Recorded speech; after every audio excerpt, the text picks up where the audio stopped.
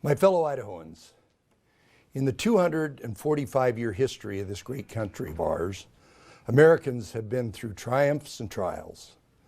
The dark events at the U.S. Capitol last week disturbed us. The violent acts of some overshadowed the peaceful acts of many. Former President George W. Bush aptly described the events as fitting of a banana republic and not our democratic republic. The riots tarnish the shining values America stands for. This is not who we are. Hostility and violence are not an expression of your rights. They are a violation of everyone else's. While we should be celebrating the openness of our government, a fence is being erected around the U.S. Capitol. I mourn the loss of life and the loss of access and what it means for future generations of Americans. But I believe we the people have the power to form a more perfect union. How? By condemning the upheaval and not defending or denying it. By refusing to be intimidated by those who seek to destroy our democratic process. By redoubling our commitment to peaceful assembly and civil discourse, not just in the halls of Capitol, but in all areas of our lives. In Idaho, we celebrate the centennial of our State House this year, a building known as the Capitol of Light. What an appropriate time to let the light of democracy shine, today and for 100 more years and beyond. The openness of our political process in Idaho is demonstrated in the openness of this building. Let's keep it that way.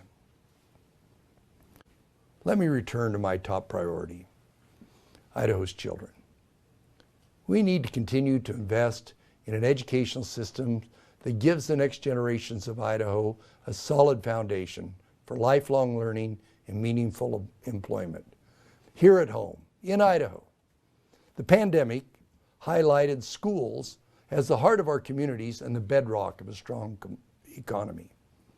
But with all the disruptions in education delivery over the past 10 months, many Idaho students are experiencing a learning loss. For some students who are already on track, the learning loss could range to a few months. But our needier students have lost more than a year's worth of learning. We must close the achievement gap. To help, my Building Idaho's Future plan recommends investments in literacy, my highest priority in education. We must ensure this school year is an anomaly and not a permanent, system-wide flaw for Idaho's students in the next decade or more. We must make sure all young students are on track to read by the end of the 3rd grade. Our students are also Idaho's future workforce. My plan supports Idaho's higher education system as well as career technical education programs across Idaho that connect students with employers who need them and equip students with the skills they need so they can earn a degree.